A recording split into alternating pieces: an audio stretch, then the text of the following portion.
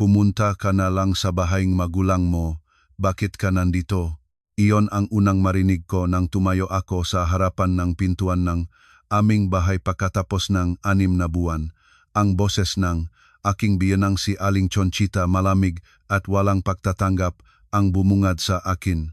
Nanay, ako si Maria. Parang nagbago ang password ng pintuan. Oh, ako ang nakpalit. Hindi ka na nakatira dito. Sa sandaling iyon, narinig ko ang boses ng aking asawa mula sa loob. Si Ronaldo ang taong 3 beses lang bumisita sa ospital sa loob na 6 na buwan. At tama ang sinabi ni nanay, hindi ka komportable dito, mas mabuting magpahinga ka muna sa bahayng magulang mo. Nang pumasok ako sa sala, ang unang nakita ko ay ang walang lamang istante sa dingding. Ang 10 taon kong koleksyon ng mga English textbook, ang mga kagamitan sa pagtuturo na inihanda ko para muling buksan ang aking learning center lahat ay nawala na. Nanay, nasaan ang mga libro ko? Para saan pa iyon? Hindi naman nagbubungang pera. Ipinagbili ko na sa OLX, mga 60,000 piso ang nakuha ko. Hindi nila alam. Habang ipinagbili nila ang 10 taon ng aking buhay sa murang halaga, anong kinabukasan ang aking pinapangarap? Magandang araw sa inyong lahat. Ako si Maria Santos, 38 taong gulang na ako ngayon at 5 taon na kaming kasal. Nais kong ikuwento sa inyo ang aking buhay. Taglagas ng 2025, 6 na buwan ang lumipas sa rehabilitation center at sa wakas ay pauwi na ako. Dahil sa makomplikasyon ng aksidente sa trapiko, matinding sakit ang naiwan sa aking kaliwang binti. Mahirap akong lumakad ng walang tungkot ngunit nagagalak pa rin ang aking puso sa pag-isip na uwi na ako. Iniayos ng aking ina ang aking magamit habang tinitingnan niya akong may pag-alala. Maria, kaya mo bang bumalik? Pwede ka pang magpahinga dito sa ospital. Nanay, kailangan ko nang umuwi. Naghihintay si Ronaldo. Doon na ako mabubuhay ng maayos. Ngunit hindi nagliwanag ang mukha ng aking ina. Sa 6 na buwan na iyon na nag-alaga sa akin sa maliit na silid malapit sa ospital sa Quezon City, may nakita at naramdaman siya na hindi ko panaunawaan noon. Nang bumaba ako sa taxi at tumayo sa harapan ng aming townhouse sa Marikina, kinuha ko ang susi. Naisip ko may door lock na, password na lang ang kailangan.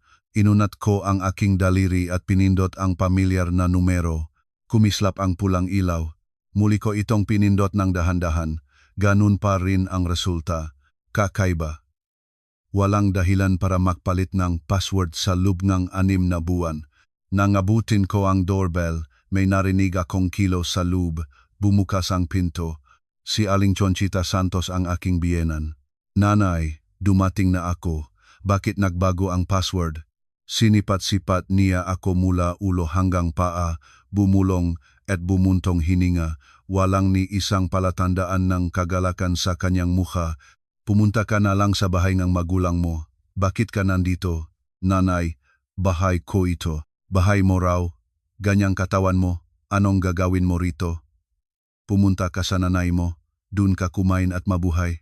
Dun lumabas ang aking ina mula sa likod. Nahawak ang aking magamit. Aling Conchita, ano ang ibig sabihin ninyo? Umuwi lang si Maria sa sarili niyang tahanan. Ate Lorna, kung gusto mong alagaan ang iyong anak, dalhin mo siya sa inyong bahay. Hindi na ito tahanan ni Maria. Sinubukan ng biyanang isara ang pinto. Nang sandaling iyon, narinig ko ang boses ng asawa ko sa loob. Nanay, ano yan? Lumabas si Ronaldo, ang aking asawa, sa harap ng pinto. 6 na buwan na hindi kita nakikita.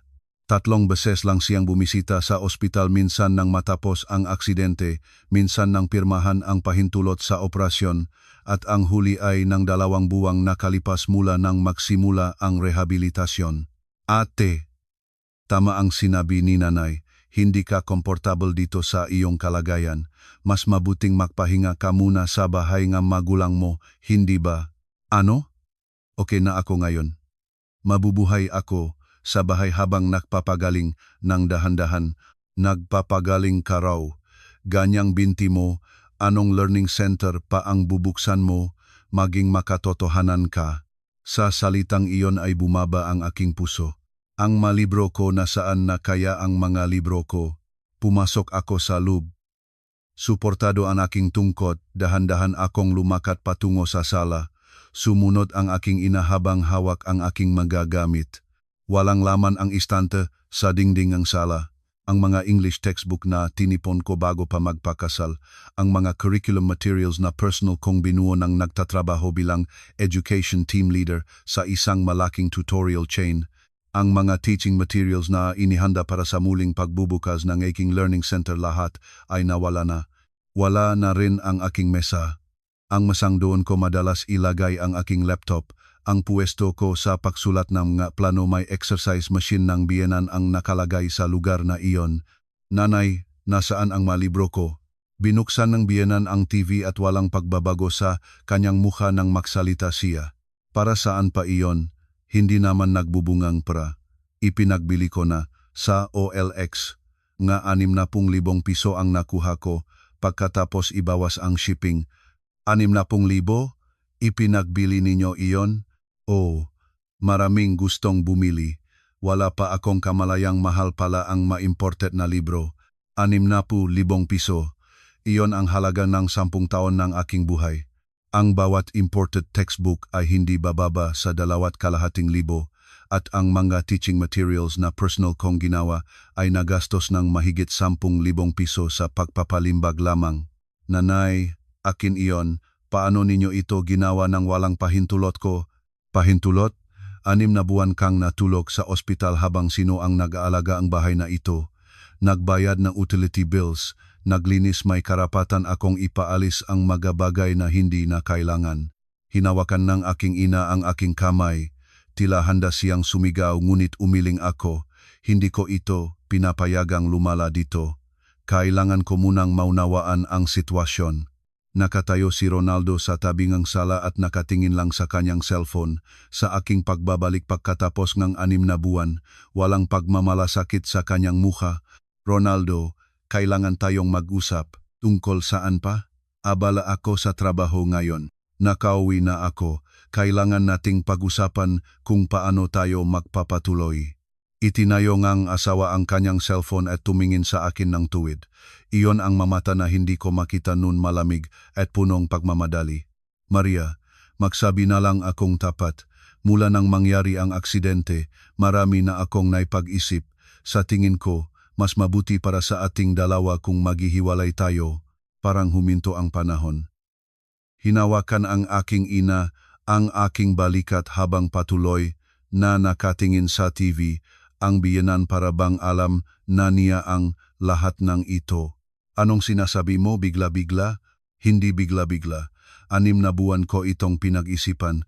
Mayroon din akong sariling buhay. Malapit na akong mag-apat na po. Hindi ko maaring gumastos ng oras bilang bantay habang buhay. Bantay. Halos gumaling na ako. Matapos ang rehab, kaya ko nang mamuhay sa bahay ayon sa sinabi ng doktor. Gumaling ka raw. Ganyang lakat mo, anong learning center pa ang mabubukas mo, maging makatotohanan, kaya mo pa bang kumitang pera? Sa sandaling iyon, naunawaan ko ang lahat. Anong plano ang ginawa ng taong ito sa loob ang 6 na buwan? Ginawa nilang walang silbi ang tao ko para mapalabas nila ako sa bahay. Lumabas ang aking ina at hinarap si Ronaldo. Ronaldo, maisip ka pa ba? Na-aksidente at halos namatay ang iyong asawa. At hiwalay pa ang unang lumalabas sa iyong bibig. Ate Lorna, huwag kayong maging emosyonal. Usapan itong mag-asawa, hayaan ninyong kami ang bahala. Usapan ng mag-asawa raw kung gaano kaganda na tinarato ngang pamilya mo ang aking anak. Pumasok na ang asawa sa kwarto at isinara ang pinto. Tinitignan pa rin ng biyenan ang TV. Dahan-dahan akong lumakad patungo sa master bedroom. Masakit ang binti ngunit tiniis ko. Nang buksan ko ang pinto, ang una kong nakita ay ang isang sobre sa ibabaw ng kama. Kinuha ko ito at binuksan. Kasunduan sa diborsyo. Sa bahagi ng dibisyon ng ari-arian ay nakasulat na, walang ari-arian si Maria. Kasinungalingan ito. May 2 palapag akong pag-ari sa mga gusali sa katabi nga Marikina Learning Center District. Mula sa mga palapag na iyon ay may ng 60,000 na buwan ng kita sa renta. Binili ko ito bago pa kami magpakasal gamit ang aking sariling pera. Ngunit wala ni isang salita tungkol doon sa mga dokumentong ito. Mas malaking problema pa ang kumpanya ng asawa ko. Ang Digital Wave, isang ERP Solutions Development Company, nung nakarang taon ay nag-avail ng 25 million na operating loan para sa karagdagang staffing at ang co-signatory ng loan na iyon ay wala kundi ako.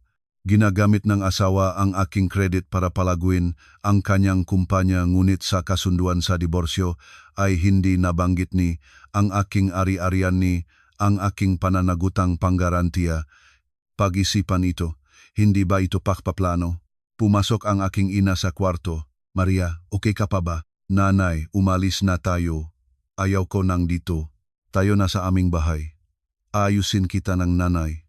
Nang inayos ko ang aking magamit para lumabas, may sinabi ang biyenan. Pirmahan mo na ang kasunduan ng diborsyo. Huwag nang magpaliban. Hindi ako sumagot. Sa halip, nagdesisyon ako sa aking puso. Hindi ako iyak. Hindi ako mababago. Hindi nila alam kung gaano ako kalamig sa pagkalkula ng mga numero, ang isang taong 10 taon na namamahala ng daan-daang proyekto bilang education team leader. Gabi nga araw na iyon, sa maliit na silid ng bahayng aking magulang sa Marikina, binuksan ko ang aking laptop. Naklog-in sa banking app at sinek ang nga detalyeng loan. Kinuha rin ang kontrata sa renta ng Learning Center building. Nagsimula na ang laro. Kinabukasan ng umaga, habang kinakain ko ang arroz kaldo na niluto ng aking ina, binuksan ko ang aking cellphone. Buksan ang OLX app at hanapin ang account ng biyenan, hindi mahirap iyon. Naalala ko pa ang pagmamalaki ng biyenan sa group chat ng pamilya tungkol sa kanyang matransaksyon. Sa search bar, tinaipe ko ang English textbook. Lumabas ang mga kamakailang benta. Tiningnan ko ang impormasyon ng nagbebenta o account itong biyenan. Malinaw ang bakas ng pagbebenta ng aking malibro, bawat isa ay nagastos ng 50,050 hanggang 50,500 lamang. Ang mga libro na presyo ay hindi bababa sa 1,500 bawat isa ang imported na textbook. Naktipon ng mahigit 15 ang aking mga libro sa loob ang 10 taon, ngunit sa kabuuan ay 1,000 lang. Isa-isang kinunan ng screenshot ang kasaysayan ng benta, petsa, presyo, feedback ng buyer, lahat. Pagkatapos ay may napansin akong kakaiba. Sa listahan ng benta noong Agosto 23, may nakasulat na 20 librong bonus. Sa feedback ng buyer, natanggap ko rin ang bonus. Salamat po. Bonus? Ano ang idinagda ng biyenan sa mga libro ko? Maaari ko itong baliwalay ngunit may nakakainis. Akong pakiramdam kaya nagpadala ako ng mensahe sa buyer gamit ang feature ng OLX. Magandang araw. Pwede ko bang malaman kung ano ang natanggap mong bonus? Ako ang orihinal na may-ari ng mga librong iyon. Pagkatapos ng 1 oras, may dumating na tugon. Laptop at projector ho? Sinabi ng nagbenta na galing sa company clearance. Laptop at projector. Hindi akin ang maito. Magamit ng kumpanya nga asawa ko. Naksimulang mabilis na tibok ang puso ko. Ibinenta ng biyenan ang aking mga libro kasabay ng magamit ng kumpanyang asawa ng walang pahintulot. Agad akong tumawag sa asawa. Sa ikatlong ring, sinagot niya, "Ano? Ronaldo, nawala ba ang laptop at projector ng kumpanya noong Agosto? Bakit? Parang ibinenta na naika sa mga aking mga libro ang mga iyon."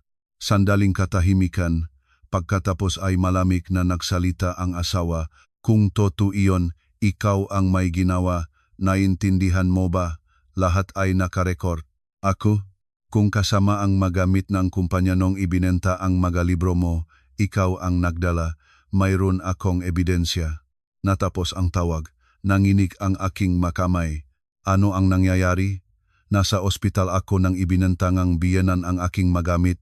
At ngayon, dahil kasama ang magamit ng kumpanya, gusto nilang sabihing ako ang may sala. Nanay, kakaiba. Parang planado. Nang naipaliwanag ko ang lahat ang kasaysayan ng benta sa OLX, ang magamit ng kumpanya Ang reaksyon ng asawa na tanduan ang mukha ng aking ina. Maria, gusto kanilang Jepsin, hindi ba? Ganyan din ang iniisip ko. Sa sandaling iyon, dumating ang notification sa Viber.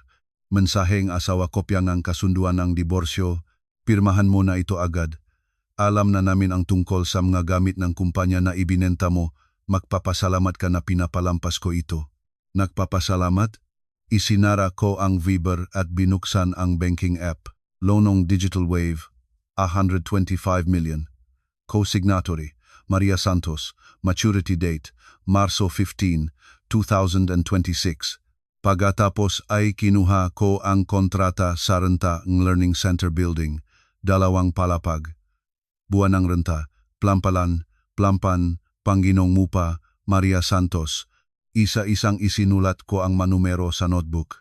Buwan ng gastos sa kumpanya ngang asawa sahod ng empleyado, gastos sa pagpapaunlad, renta ngang opisina. Ang natutunan ko sa 10 taon bilang education team leader ay ang kakayahang magbasa ng mga numero. Nang matapos ang kalkulasyon, ngumiti ako. Ang kumpanya ng asawa ay hindi mabubuhay ng kahit isang buwan nang wala ang aking garantiya. Kung ihinto ko ang kita sa renta ng gusali, hindi makakayang magbayad ng maintenance fee ng townhouse ang pamilya ng biyenan. Sa sandaling inabandona nila ako, sinira nila ang kanilang sariling pundasyon. Maria, ano ang iyong pinaplano? Nanay, hindi ako iyak. Sa halip, dahan-dahang ayusin ko ang lahat. Kinabukasan, tumawag ako sa aming pangunahing bangko, gumawa ng appointment sa loan officer. Magandang umaga, ako si Maria Santos, co-signatory ng operating loan ng Digital Wave. Nais ko pong kumonsulta. Opo, maham, ano pong paksa, ne konsultasyon. Gusto ko pong malaman ang prosesong pagtanggal ng garantiya. May narinig na pag-type sa telepono. Pagkatapos ay maingat na nagsalita ang loan officer. Ma'am, ang loan na ito ay hindi maaring tanggalin ang garantiya ng walang kasunduan ng pangunahing borrower at co-signatory. Nakipag-usap na ba kayo sa pangunahing borrower? Hindi pa, kaya nga gusto kong malaman ang eksaktong proseso. Kung unilateral na gusto kong tanggalin ang garantiya, ano ang mangyayari? Sa kasong iyon, hihilingin ng bangko sa pangunahing borrower na magbigay ng kapalit na collateral o guarantor. Kung hindi niya magawa, maaring humingi ng maagang pagbabayad kahit hindi pa maturity. Ang maturity ay Marsong susunod na taon, hindi ba? Opo. Tama. Kaya kung mag-apply na ako ngayon ng pagtanggal ng garantiya, kailangan ng asawa ko ang pangunahing borrower na magbigay ng kapalit na collateral. Opo. Natapos ang tawag at huminga ako ng malalim. Oktubre 2025, 5 buwan bago matapos. 5 buwan ay sapat na. Kinuha ko uli ang telepono. Sa pagkakataong ito, tinawagan ko ang opisina ng aking Learning Center Building. Magandang araw. Ako si Maria Santos, may-aring gusali. Nais ko pong magtanong tungkol sa kontrata sa renta. Opo ma'am, ano pong nais ninyong malaman? Ang kasalukuyang nangungupahan sa 2 palapag ay English Zone Tutorial Center, hindi ba? Kailan matatapos ang kontrata? Enero 2026 po. Karaniwan, 3 buwan bago magtapos ang kontrata ang pinag-usapan ang renewal. Okay. Ipaalam ninyo sa nangungupahan na hindi ako magre-renew. Planado ko ang ibang gamit sa espasyo. Ma'am, hindi po kayo magre-renew. Oh, may plano na akong ibang gamit sa espasyo. Pakisabihan na lang ang nangungupahan. Bago pa matapos ang tawag, nagulat na ang aking ina. Maria, 60,000 ang buwan ng renta. Bakit mo ito gagawin? Nanay, okay lang. Matagal ko ng planong gaing sarili kong learning center ang lugar na iyon. Ngayon ay isasagawa ko na ang planong iyon. Ngunit ang 5,000 na iyon kinabubuhay ng pamilyang biyenan mo. Kung ihihinto ko ang renaming iyon, anong mangyayari, nanay? Nanahimik ang aking ina. Binuksan ko ang laptop at nagsimulang gumawang email. Abiso ng pagtanggal ng garantiya sa bangko. Habang ginagawa ang dokumento, dumating ang matawag na asawa. Hindi ko sinagot. Tumawag ulit, hindi pa rin sinagot. Dumaksa ang text. Maria, nakatanggap akong tawag mula sa bangko. Sinabi mong tatanggalin mo ang garantiya. Joke ba ito? Hindi ganyan ang ginagawang mag-asawa. Tumawag ka agad kung hindi masisira ang kumpanya. Binasa ko ang huling text at nagpadala ng reply. Huwag mong gamitin ang salitang mag-asawa habang nagbibigay kang kasunduan ng diborsyo. Ang aking ari-arian at kredito ay pamamahalaan ko na. Gabingang araw na iyon, tumawag ang biyenan. Sa unang pagkakataon, direkta siyang tumawag sa aking numero. Hindi ko sinagot. Kinabukasan at sa mga susunod na araw, patuloy ang mga tawag ngunit lahat ay binalewala ko. Isang linggo pagkatapos, dumating mula sa bangko ang opisyal na dokumentasyon. Kumpirmasyon ng aplikasyon ng pagtanggal ng garantiya at kopya nga abiso na ipinadala sa pangunahing borrower na humingi ng kapalit na kolateral. Hawak ang madokumentong iyon, lumabas ako sa sala. Naghahanda ang pagkain ang aking ina. Nanay, kailangan ko na yatang pumunta sa isang law firm. Abogado? Oo, para makipaglaban ng tama, kailangan ng legal na paghahanda. Bumulong at tumangho ang aking ina. Maria, dapat ka sana naming pinigilan nung ikinasal ka sa kanya. Sinabi nga nila nung una na hindi maganda ang estado ng kumpanya niya. Nanay, lumipas na iyon. Ngayon, ayusin na lang natin. Napalakas ka ang aming anak. Hindi lakas ang ito. Nagdesisyon lang akong huwag nang lokohin pang sinuman. Kinabukasan ngang hapon, pumunta ako sa law firm at inilatag ang lahat ng mga dokumento. Kasunduan ng diborsyo, mga dokumentong loan, titulong gusali, kasaysayan ng transaksyon sa OLX. Maingot na tiningnan ng abogado ang mga dokumento at tumango. Ma'am Maria, kung pupunta ito sa korte para sa dibisyon ng ari-arian, mayroon kayong kalamangan. At ang makatransaksyon ng nagamit ng kumpanya na ito malinaw ang intensyong magbigbigyan ng pekeng akusasyon. Paano ko ito labanan? Una, kailangan ng mas maraming ebidensya, testimonya ng buyer sa OLX, record ng pagpapadala, at kung posible, ebidensya na personal na kinuhang biyenan ang magamit na iyon, CCTV halimbawa. CCTV sa Learning Center Building. Oh, may CCTV ba sa pasukan at elevator?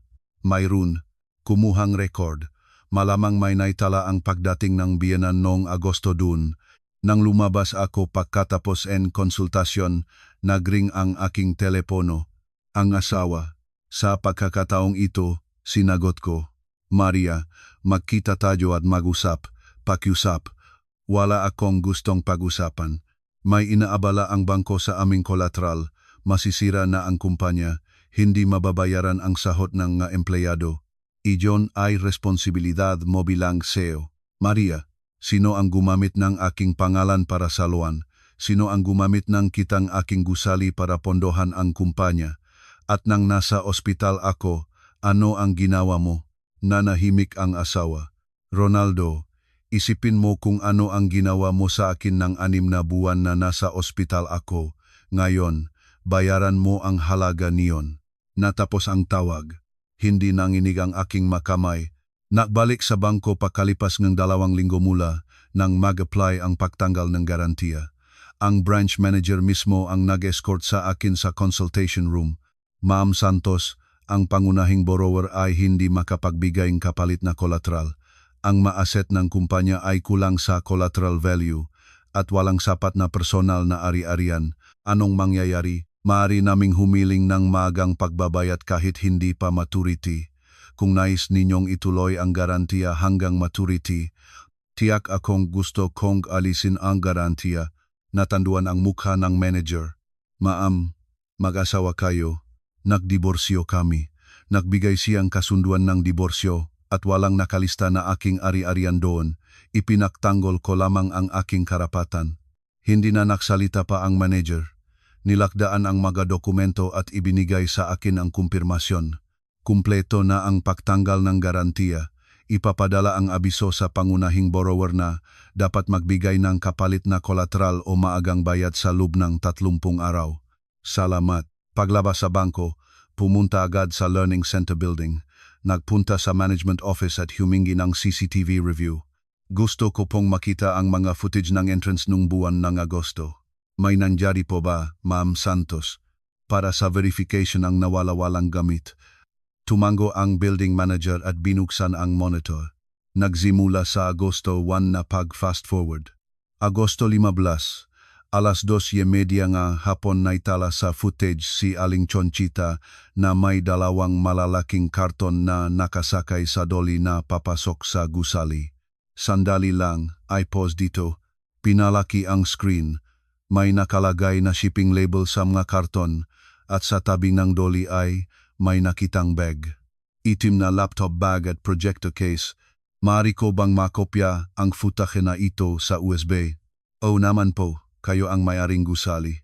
Habang tinatanggap ang USB, tinawag ako mula sa likod. Maria, nang lumingon, nakita ko si Ate Joanna Reyes dating katrabaho ko sa Learning Center.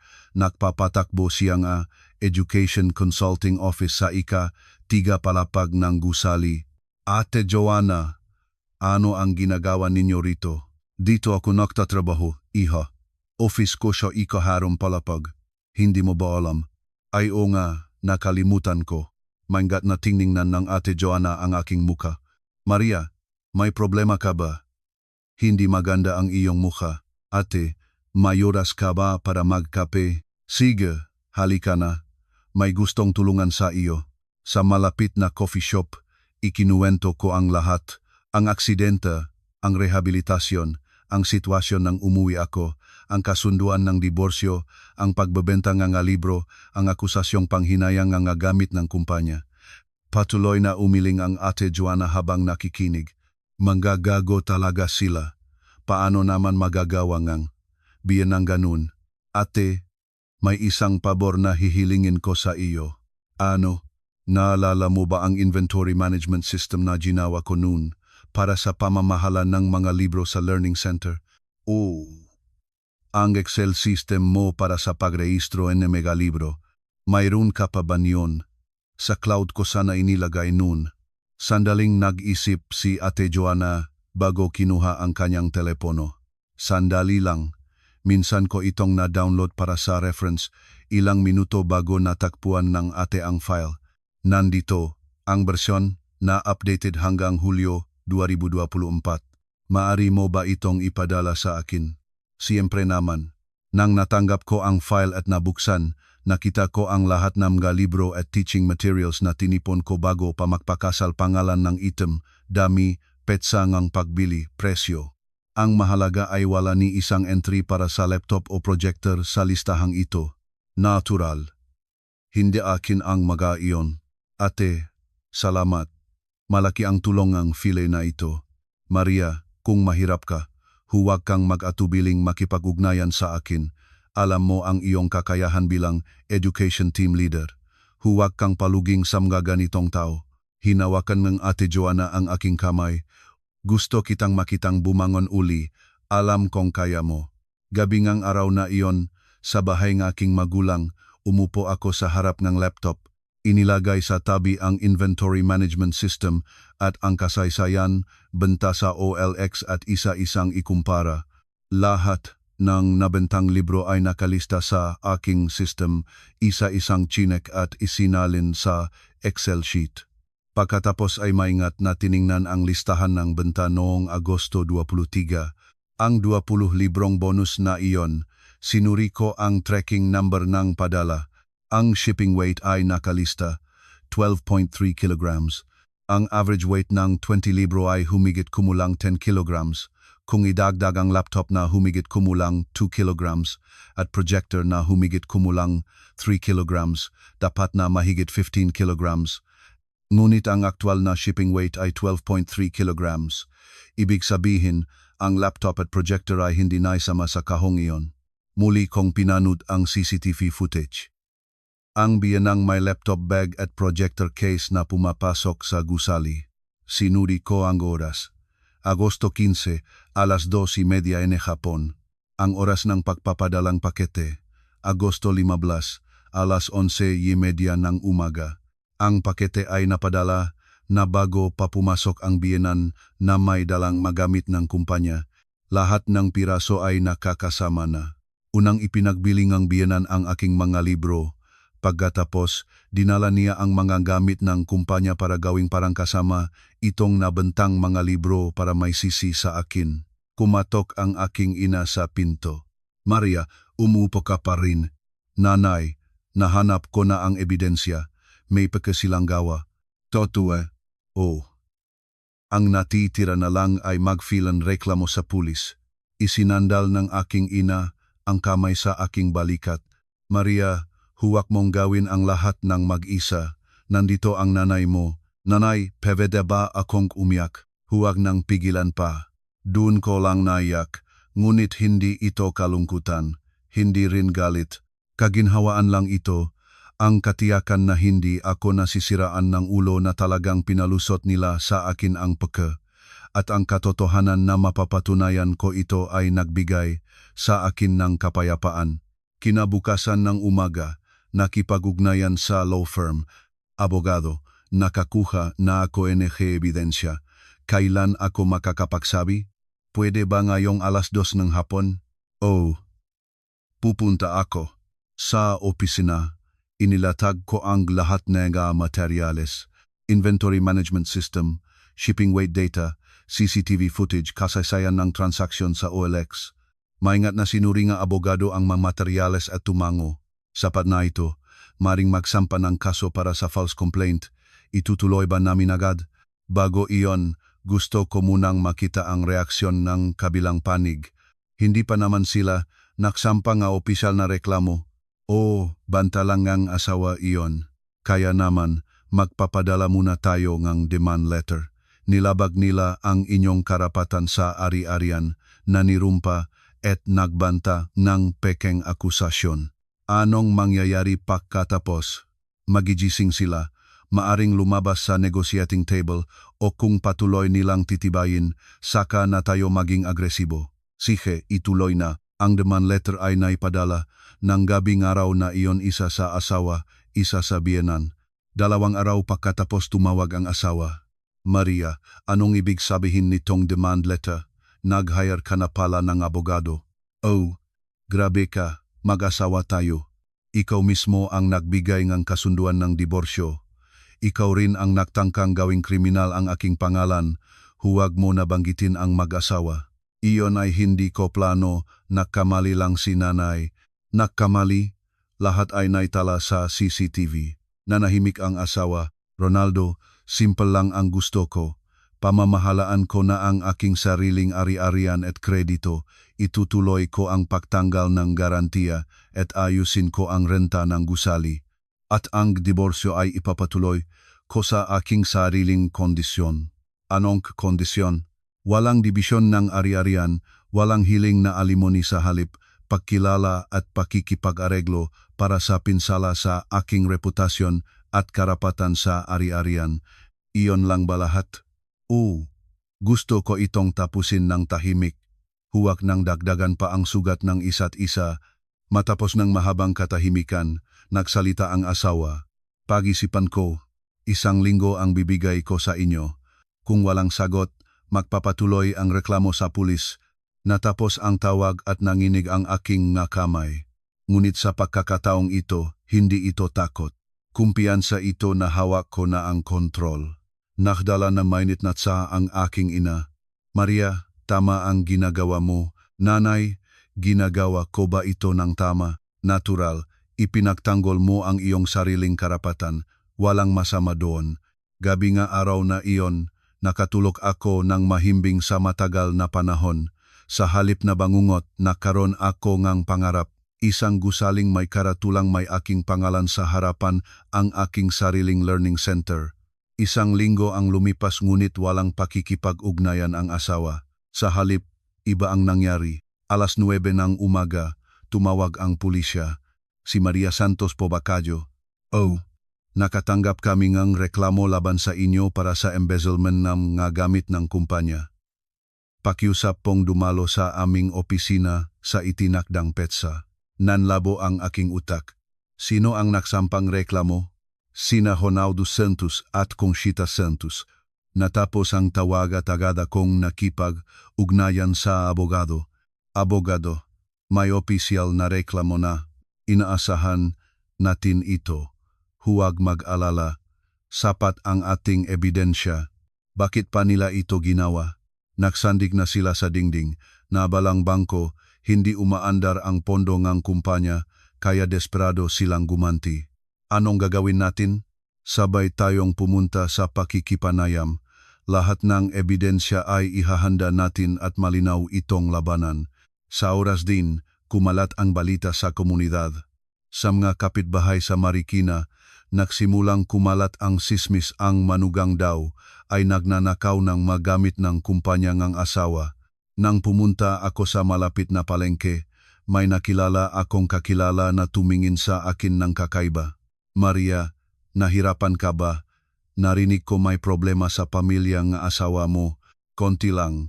Ngunit ang pagnanakaw ng mga gamit ng kumpanya. Hindi totoo iyon, malilinaw din ito. Nang makauwi, ikinuwento ko sa aking ina.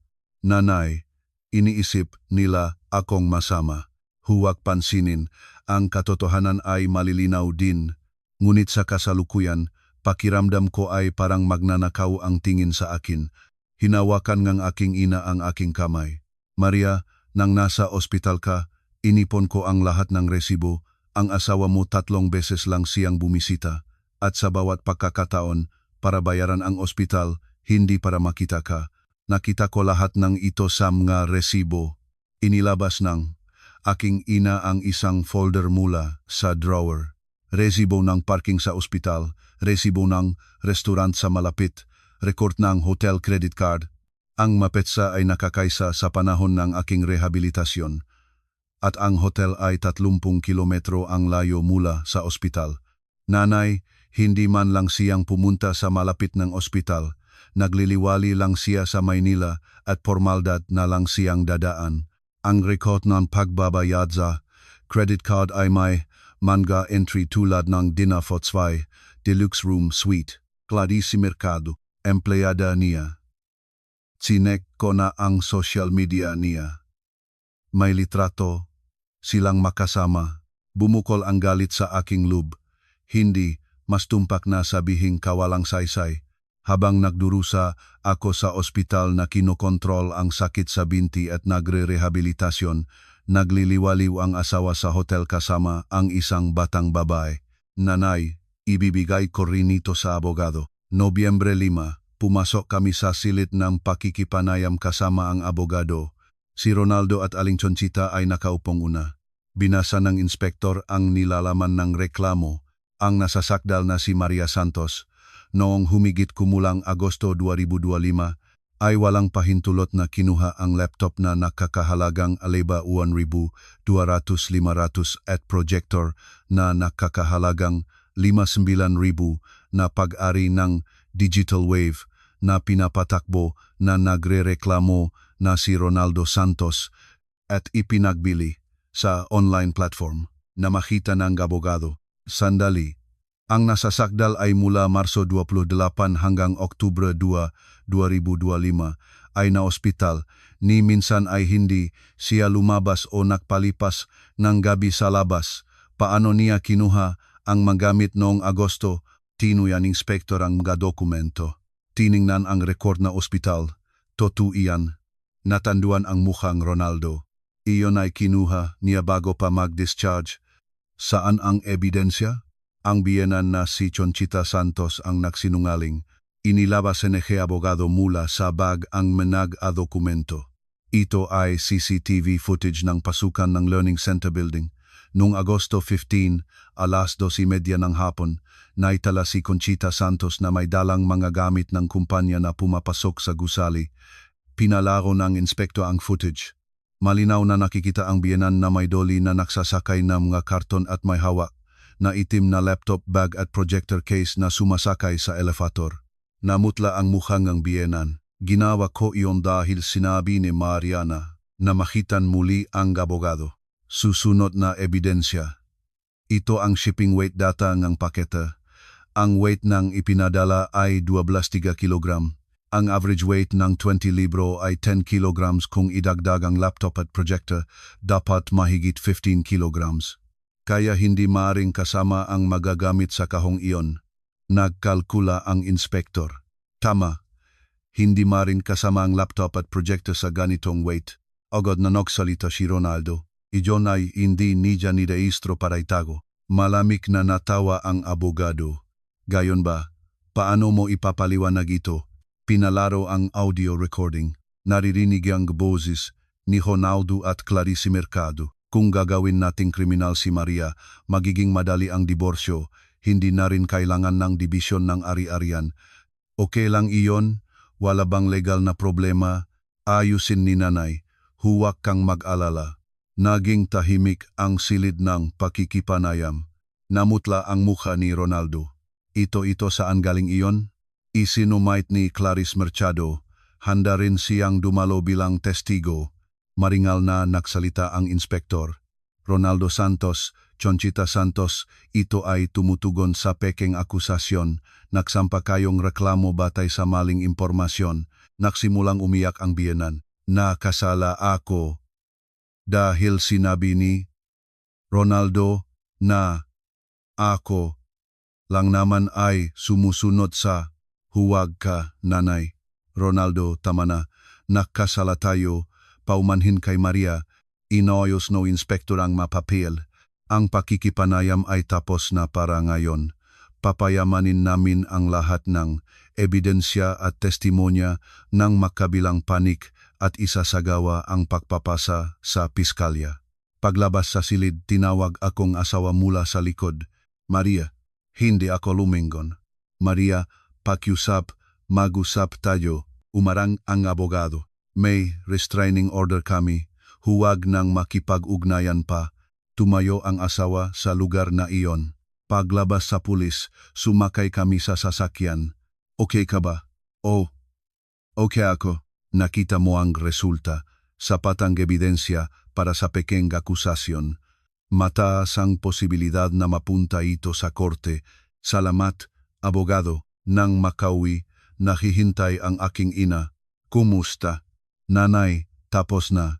Isinumite ang ebidensya at nagulat pa ang inspektor sa aming mga pruweba. Salamat naman. Niyakap akong aking ina. Maria, nagtagumpay ka. Naarangkila mo ang lahat.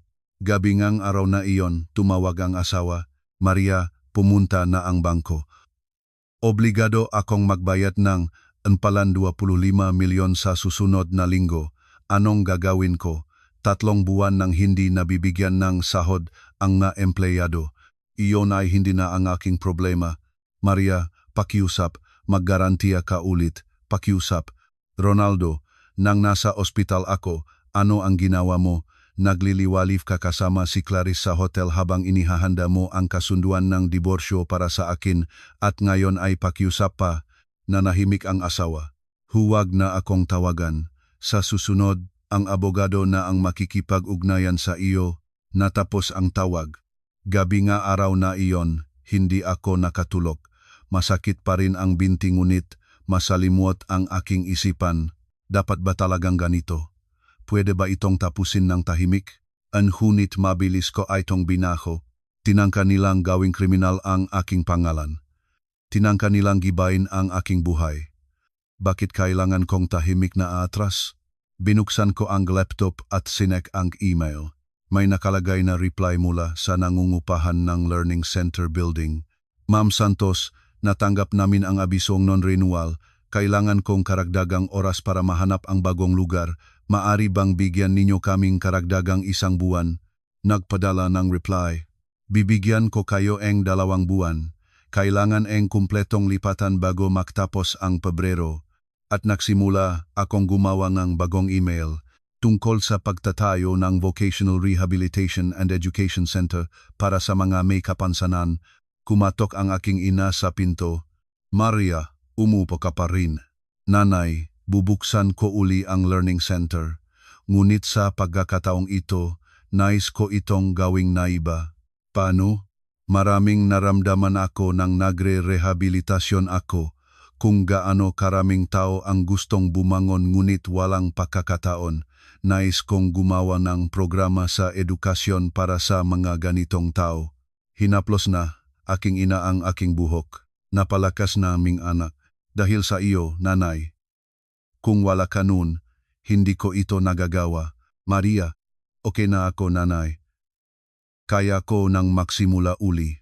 Gabi nga araw na iyon, sa unang pagkakataon, inisip ko ang hinaharap, hindi ang nasirang nakaraan, kundi ang muli kong itatayo. Sa susunod na umaga, nagsimula akong kumilos ng seryoso. Muna, muling inaayos ang kasaysayan ng benta sa OLX. Sa maliit na mesa sa silid ng bahay ng aking magulang, mayos na nakalatag ang kopya ng shipping label, datos ng timbang, screenshot ng feedback ng buyer, at printout ng inventory management system. Malinaw kung ano ang kailangan ko, pisikal na ebidensyang napatunayan na ang magamit ng kumpanya ay talagang hindi kasama sa kahong iyon. Pinunta ang website, no kuryera, tinawagan ang customer service. Magandang araw. Gusto ko pong makuha ang original na datos ng timbang ng padala noong Agosto 15. Maaari po bang ibigay ang tracking number? Nang naibigay ko ito, pagkatapos ng ilang sandali ay sumagot ang representative. Ang shipping weight ng padala na ayon ay 12.3 kilograms. Maaring ay padala sa email ang original na datos. Pakipadala na lang po. Nang natanggap ang file at nabuksan, malinaw na nakalista ang electronic scale measurement record sa courier branch, oras, timbang, sukat ng kahon. Lahat, 12.3 kilogram, walang puwang para sa laptop na humigit kumulang 2 kilogram at projector na humigit kumulang 3 kilogram. Susunod, kailangan ng mas tiyak na ebidensya na personal na kinuha ngang biyena ng magamit ng kumpanya. Bumalik sa management office ng Learning Center Building. Gusto ko pong makita ang elevator CCTV nung kalahitnaan NG Agosto. Posible ba? O naman po, Ma'am Santos. Nagpunta sa management office at sinuri ang elevator CCTV simula sa Agosto 15, alas 2:30 NG hapon. Naitala ang biyenan na nagsasakay ng mga karton sa doli at pumapasok sa elevator sa unang palapag. Pinindot ang pindutan ng ika-2 palapag. At sa tabing ang doli, malinaw na nakikita ang dalawang itim na bag, laptop bag at projector case. Maaari ko rin bang makopya ang footage na ito sa USB? Oo naman po. Habang tinatanggap ang USB, dumaan si Ate Joanna at nakita niya ako. Maria, nandito ka uli. Oo ate, naguha pang na materyales. Gusto mo bang magkape? May gusto akong ipakita sa iyo. Sumunod ako sa opisina ni Ate Joanna sa ika-3 palapag. Maria, umupo ka. Tingnan ito. Inilipat ang screen ng laptop palapit sa akin. Mas lumang bersyon ng Learning Center Inventory Management System. Ano ito?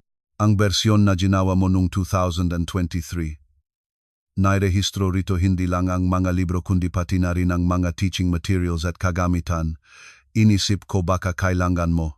Binuksan ang file at nakita ang mga bakas ng regular na pag-update pagtapos ng aking kasal. Ang huling petsa ng pagbabago ay Disyembre 18, 2024. Ang mahalaga ay ang kategorya ng mga elektronikong kagamitan. Dito ay nakalista lamang ang mga bagay ko: tablet, electronic dictionary, audio equipment, walang laptop, walang projector. Ate, perpekto ito. Ito ang ebidensyang hindi ko kailanman pinalago ang gamit ng kumpanya. Hindi ba?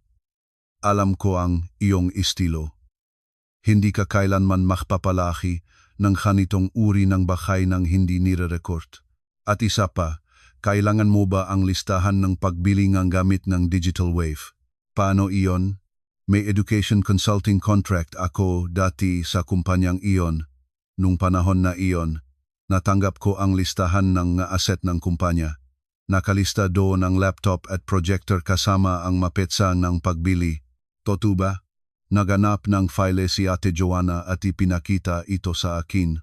Asset Management Ledger ng Digital Wave, petsa ng pagbili ng laptop.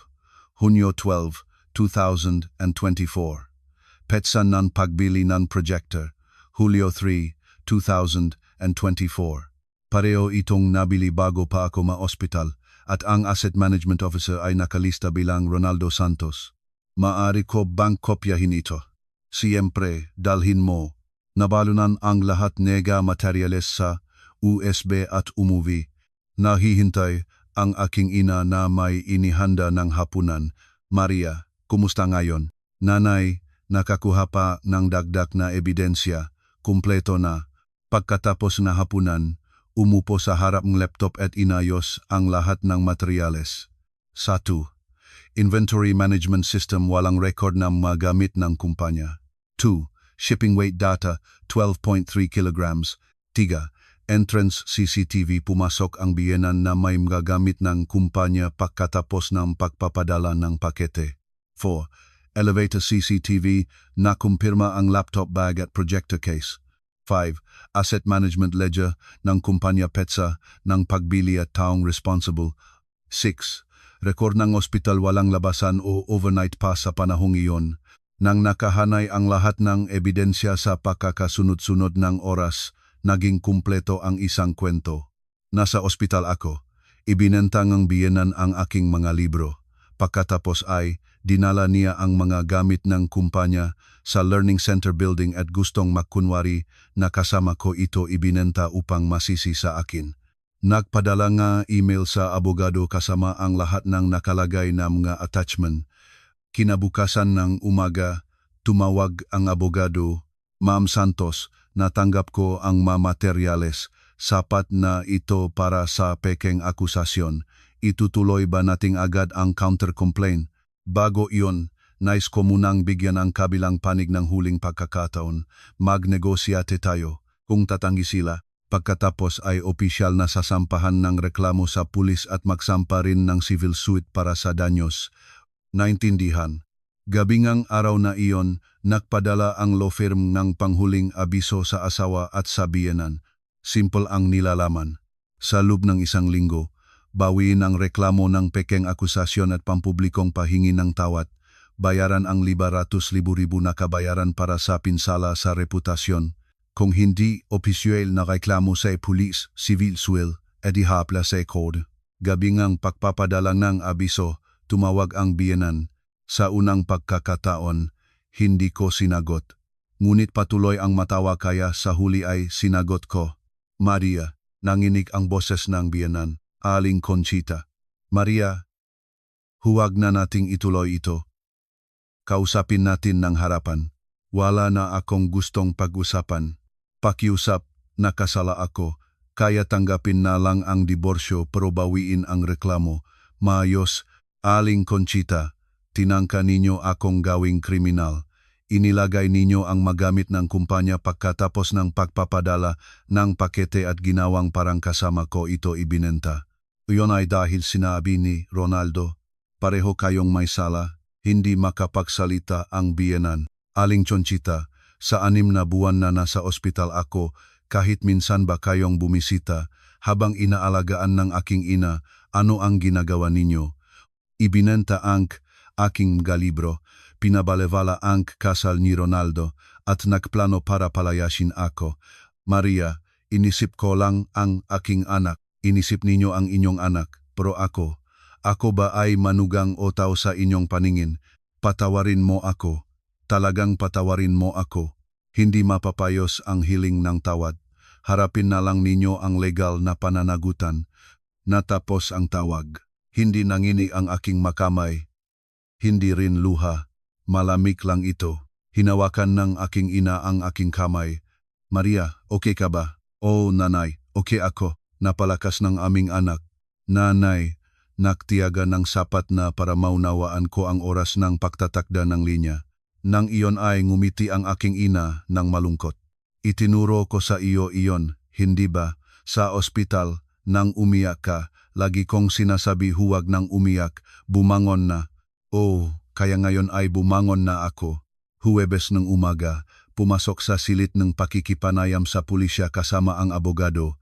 Unang dumating si Ronaldo at ang biyenan. Totoong may edad na ang biyenan at payat ang asawa. Wala na ang kaanyuan ng CEO ng kumpanya. Kasama ang aking abogado, umupo kami sa katapat. Ang pangalawang pakikipanayam na ito ay para suriin ang bagong ebidensya na isinumite ng panik ng nasasakdal. Simulan muna natin sa panik ng nagrereklamo. Nagsimulang magsalita si Ronaldo. Ang aming pahayag ay hindi nakbabago. Kinuha ngang nasasakdal ang laptop at projector ng kumpanya ng walang pahintulot at na makita ng abogado. Sandali, Ang nasasakdal ay mula Marso 28 hanggang Oktubre 2, 2025 ay na-ospital ni minsan ay hindi lumabas o nakpalipas ng gabi sa labas. Paano niya kinuha ang magamit ng kumpanya noong Agosto? Tiningnan ng inspektor ang dokumento. Napatunayan ang record ng ospital. Totoo ito, natanduan ang mukha ni Ronaldo. Ayon ay kinuha niya bago pa mag-discharge. Mayroon pang ebidensya. Inilabas NG abogado ang MMA dokumento. Ito ang CCTV footage ng pasukan ng Learning Center Building. Noong Agosto 15, alas 12:30 ng hapon, naitala si Conchita Santos na may dalang mga gamit ng kumpanya na pumapasok sa gusali. Pinalaro NG inspekto ang footage. Malinaw na nakikita ang biyenan na may dolly na nagsasakay ng karton at may hawak na laptop bag at projector case na sumasakay sa elevator. Namutla ang mukhang biyenan. Ito ay sinabi ni Maria na gawin. Inilabas ng abogado ang susunod na dokumento. Ito ay ang datos ng timbang ng paketeng courier. Ang timbang ng padala ay 12.3 kilogram. Ang average na timbang ng 20 libro ay 10 kilogram kung idagdag ang laptop at projector, dapat mahigit 15 kilogram. Kaya imposibleng kasama ang magamit sa kahong iyon. Nakalkula ang inspektor. Tama. Hindi maring kasama ang laptop at proyektor sa 12.3 kilogram. Madaling naksalita si Ronaldo. Hindi siya nagrehistro para itago. Malamig na natawa ang abogado. Gayon ba? Paano mo ipapaliwanag ito? Pinalaro ang audio recording. Lumabas ang boses ni Ronaldo at Clarice. Kung gagawin nating kriminal si Maria, magiging madali ang diborsyo. Hindi na rin kailangan ng dibisyon ng ari-arian. Okay lang iyon, wala bang legal na problema? Aayusin ni nanay. Huwag kang mag-alala, naging tahimik ang silit. Namutla ang mukha ni Ronaldo. Ito sanhaling ito, isinumite ni Clarice Mercado, handa rin siyang dumalo bilang testigo. Maringal na naksalita ang inspektor. Ronaldo Santos, Conchita Santos, ito ay tumutugon sa pekeng akusasyon. Nagsampa kayong reklamo batay sa maling impormasyon. Ipapasa namin ito sa piskalya para sa kaukulang aksyon. Nagsimulang umiyak ang biyenan. Nakasala ako, sinabi ni Ronaldo na gawin ko. Nanay, tama na. Ronaldo, tama na. Nakasala tayo. Paumanhin kay Maria. Inaayos ngayong inspektor ang mga papel. Ang pakikipanayam ay tapos na para ngayon. Papayamanin namin ang lahat ng ebidensya at testimonya at isasagawa ang pagpapasa sa piskalya. Paglabas sa silid, tinawag akong asawa mula sa likod. Maria, hindi ako lumingon. Maria, pakiusap. Umarang ang abogado. May restraining order kami, huwag nang makipag-ugnayan pa. Tumayo ang asawa sa lugar na iyon. Nang makauwi, nakihintay ang aking ina. Kumusta? Nanay, tapos na, lahat ay naipaliwanag. Niyakap niya ako. Maria, nagtagumpay ka. Naarangkila mo ang lahat ng mag-isa, kahanga-hanga. Gabi ng araw na iyon, tumawag ang asawa. Maria, nabalitaan ng bangko ang lahat. Obligado akong magbayad ng 500 milyon sa susunod na linggo. 3 buwan nang hindi nabibigyan ng sahot ang maempleyado. Ano ang gagawin ko? Iyon ay hindi na ang aking problema, Ronaldo. Kung masira ang kumpanya, lahat ng empleyado ay maapektuhan. Kaya mo ba ang responsibilidad na iyon? Kaya? Ikaw mismo ang gumamit ng aking pangalan para makuha ang utang. Gumamit ng kita ng aking gusali para patakbuhin ang iyong kumpanya. At nang nasa ospital ako, nagliliwaliw kakasama si Clarice sa hotel. Ikaw ang may responsibilidad para rito. Nanahimik ang asawa, huwag mo na akong tawagan. Ang abogado nang makikipag-ugnayan. Sa 1 linggo ay bumaksak ang kumpanya ng asawa. Martes 3 pangunahing developer ng Digital Wave ang nagbitiv ng magkakasabay. Iniwan ang naiwan na sahod at nagpunta sa ibang kumpanya. Miyerkules abiso ngang pagkansela ang kontrata mula sa investment company. Nakansela rin ang lahat ng ika-2 na investment round. Naglatala si Ronaldo en post sa social media na pansamantalang problema sa liquidity ngunit walang naniniwala. Nagsimulang makatanggap ng abiso para sa hindi pagbabayad ng maintenance fee at credit card ang biyenan. Huwebes ng umaga, silit ng pakikipanayam sa piskalya. Dun din naktipon sina Ronaldo at Aling Conchita kasama ang kanilang abogado at aming panik.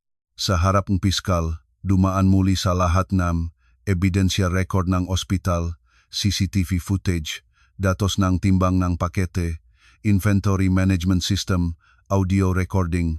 Siya pagtatapos nagpulong, nagsalita ang piskal. Batay sa lahat nege ebidensya, malinaw ang pekeng akusasyon, magsasampa kami ne kaso. Lumabas si Ronaldo na may nanginginig na boses. Maria, pakiusap, makipag-ayos tayo, babayaran ko ang lahat ng gusto mo. Hindi ako sumagot. Nang dumating ang araw na pagdinak sa korte ng taksibol ng 2026, puno ni Vanach ang labas na korte. Sa koridor, huling naharap kay Ronaldo at sa biyenan. Ganap ng ibang tao ang biyenan may suot na lumang damit na hindi kasinganda ng dati at hindi naayos ang buhok. May balbas na si Ronaldo, wala na ang kaanyuan ng dating CEO. Maria, lumapit ang biyenan ngunit humarang ang aking abogado. May restraining order.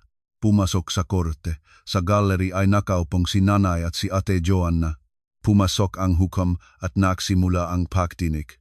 Ang mag-aakusado na sina Conchita Santos at Ronaldo Santos ay tumayo. Nagsimulang basahin nege hukom ang desisyon. Ang akusadong si Conchita Santos ay nagsumite ng pekeng reklamo laban kay Maria Santos para sa embezzlement batay sa maling impormasyon na nagtatago ng katotohanan kaya ito ay tumutugon sa false accusation. Kinikilala rin ang pananagutan para sa falsification of documents at malicious damage to property. Sentensya, 2 taong nakapagsasalita na probasyon. Nahulog sa upuan ang biyenan. Ang akusadong si Ronaldo Santos ay napatunayang may kinalaman sa false accusation, pagudyok ng embezzlement at falsification of documents. Sentensya, 1 taong nakapagsasalita na probasyong nakapagsasalita.